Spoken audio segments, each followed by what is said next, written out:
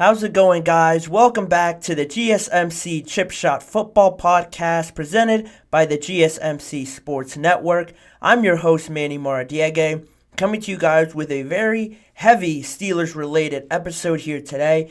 They were one of the busiest teams, if not the busiest team, this past weekend in free agency. So I'm going to talk a lot about them today, but as well, I'm going to include the latest stories on the New York Jets signing their new left tackle in Tyron Smith and basically having a new offensive line this coming year for Aaron Rodgers. Me liking that move a lot. I'm going to get into that, as well as Keenan Allen and his latest comments on why he left the Los Angeles Chargers, plus the Steelers news that I mentioned on Kenny Pickett getting traded to the Philadelphia Eagles, and I'm also going to talk about Justin Fields coming over to the Pittsburgh Steelers. All of that and all the details surrounding that coming to you guys on today's episode. Before I jump into the chip shot story of the day, I want to remind you guys not only to like, follow, and subscribe to the show, but to also use the tip and donations link running across the ticker down below me with any questions or comments that you may have throughout the duration of this show. If you're able to do this, it allows me to see any of your questions, comments on the right-hand side here on the chat box, and it makes it a lot more interesting for me. It's a lot more conversational with any of these topics, with you guys giving me your feedback. So if you guys are able to use the tip and donations link, which is GSMCPodcast.net, it makes it a lot more fun, and it's a big help for this show, and we greatly appreciate it every time you guys are able to do that with any of your questions. In saying that, I'm able to move into the first segment, as always, being the chip shot story of the day. This time surrounding wide receiver Keenan Allen, the new Chicago Bears wide receiver, I should say Keenan Allen, and a trade that surprised a lot of people, especially me, because when I saw it, it made me think of a lot of things that I talked on this episode about, one being the Chargers and their salary cap situation and how they had to make some tough decisions heading into this new year. If they wanted to build a competitive team, they had to make a decision around Keenan Allen, Mike Williams, Joey Bosa, and Khalil Mack. And initially, it looked to me, since nothing was really getting done, I thought it was going to be Khalil Mack or Joey Bosa that were going to be gone or traded or something like that. And instead, it was the other two when the Chargers released Mike Williams and then they traded Keenan Allen. A lot of speculation came around the Keenan Allen deal to the Chicago Bears, especially only for a fourth-round pick. I think that was the detail that really drew everybody in because, Keenan Allen is coming off of probably his best season statistically with the Los Angeles Chargers. I know they didn't have a great record, but he himself individually had great stats, had great performances, and came up big a lot for Justin Herbert. But he goes over to Chicago now to start a new chapter at 31 years old. He'll be 32, I think, in April. So basically 32 years old. But like I mentioned, starting a new chapter in his career where he spent the majority, or all of it, I should say, with the Los Angeles Chargers, recording over 900 receptions and 10,000 yards with the Chargers. He's definitely going to be missed, especially with all the offseason moves that the Chargers have made to, I think, prioritize defense now that Jim Harbaugh's coming in, and he's really known for having a great defense. Just look at the Michigan team that he had last year.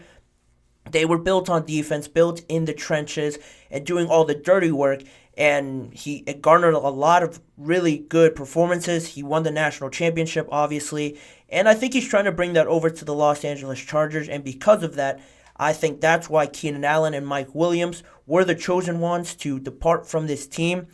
And Keenan Allen, at his introductory press conference, spoke a little bit more about it. He was obviously asked about, the reasons why he decided to leave.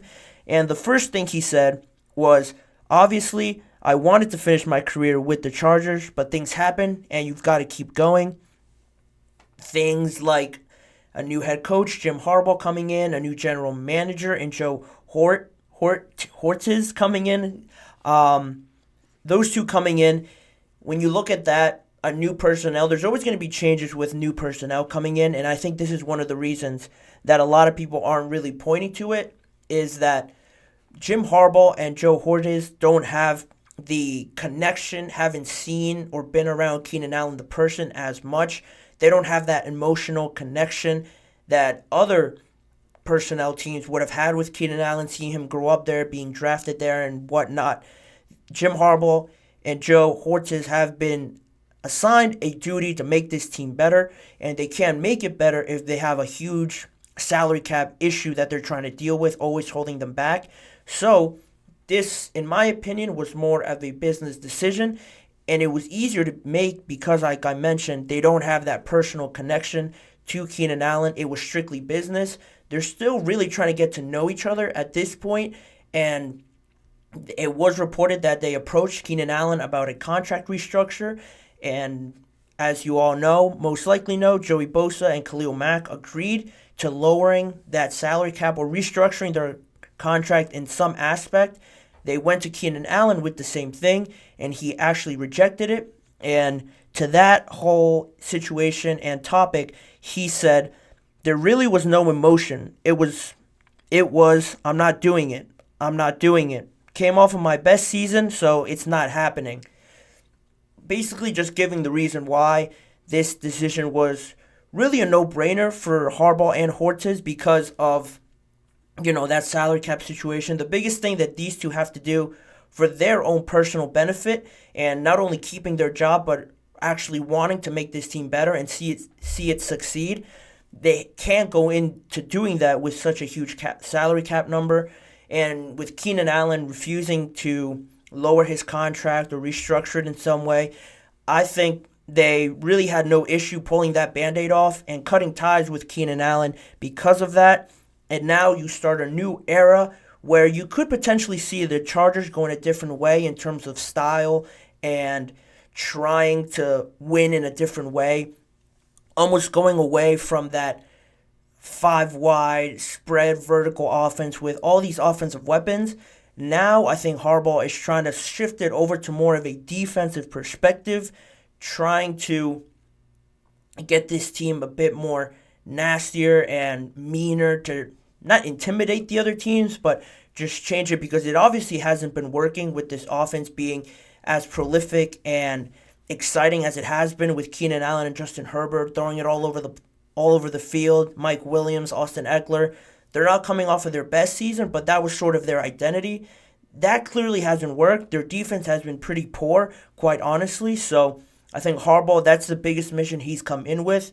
And now looking forward from another aspect, looking at it from the Chicago Bears aspect and seeing that you have Keenan Allen now, it begs the question, is this the best situation that any of the rookie quarterbacks this year could fall into? I think it has a very good argument of being that.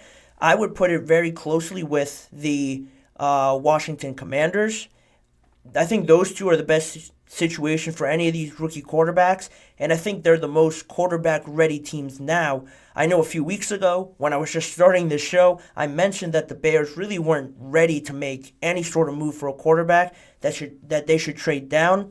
But now, you add Keenan Allen, you see Ryan Poles making these moves to improve this team and really support a rookie quarterback, unlike how they did with Justin Fields, and I'll get into all of that later in the show.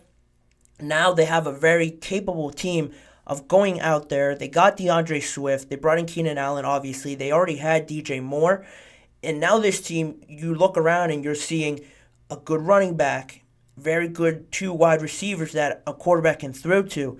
And now, whether it's Jaden Daniels or Caleb Williams, I think they'll be able to at least have a chance to succeed, which is the biggest thing. Before, I didn't see any real chance of that happening. But now you have all these weapons, so I'm liking what the Bears are doing, and I'm more open to them taking that quarterback, which they probably will. It's always been rumored that they were going to take Caleb or Jaden. They could surprise everybody, but now I think it all but guarantees that they're going to stay with that pick. They're doing everything to support whichever quarterback comes in, and I'm liking it. It's close between them and the Commanders, which is a better situation, but we will see how it all plays out. And this almost reminds me of the Green Bay Packers a little bit last year. I know Jordan Love wasn't a rookie last year, but he got his first chance to start, and there was this young, exciting offense with all these pieces that they were trying to fit together. It almost reminds me of that. If it's Caleb Williams, all these guys can almost grow together. I know they're all older than him, but they're able to help Caleb Williams grow into this thing that it's going to probably take the whole season to materialize and see it all play out to its full potential.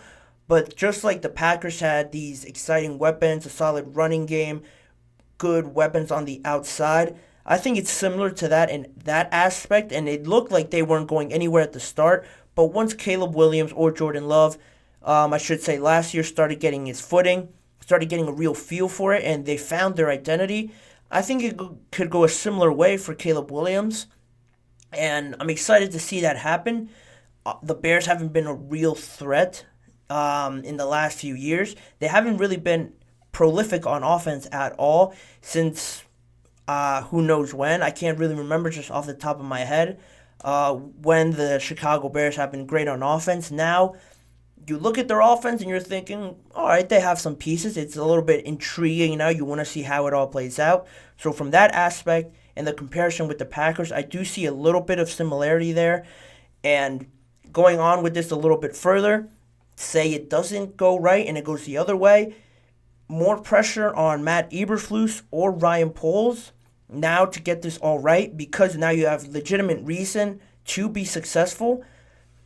I would probably go with Matt Eberflus just because I mentioned before he wasn't an offensive coach coming in. He's only worked on the defensive side of the ball.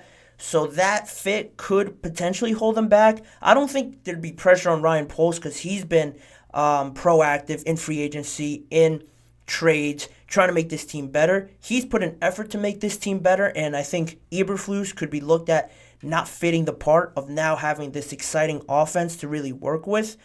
So between the two of them, I would probably go Eberflus and think that he would get fired if this thing goes really bad before Ryan Poles.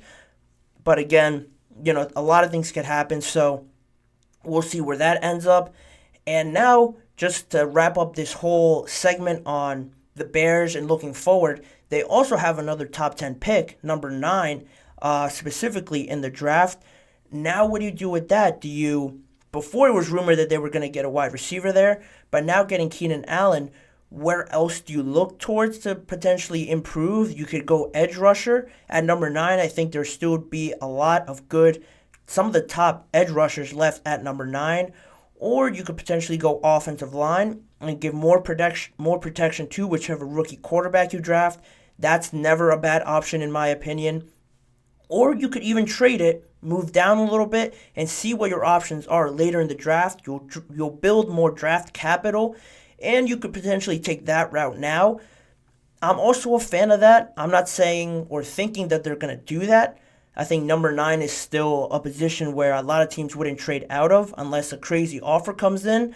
So the Bears, definitely now, I think more than ever, they have a lot more options, positive options that could only really improve their team. And I'm liking what they're doing. I'm a big fan of what Ryan Poles has done, not being afraid to pull the trigger on a lot of these things. And he's been proactive and been very aggressive. And on that note, I'm going to continue to talk about Ryan Poles later in this show, but that's going to do it for that segment. The Bears are trending in the right direction. There's still a good talking point for me as this show goes on.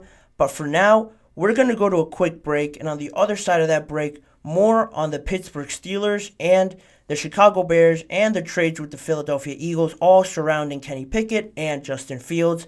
I'm going to break it all down for you on the other side of the break, as well as Tyron Smith joining the New York Jets on a 1-year deal and how exciting their new offensive line is looking for them in 2024. So don't go anywhere. All of those stories are coming up right here on the GSMC Chip Shot Football Podcast.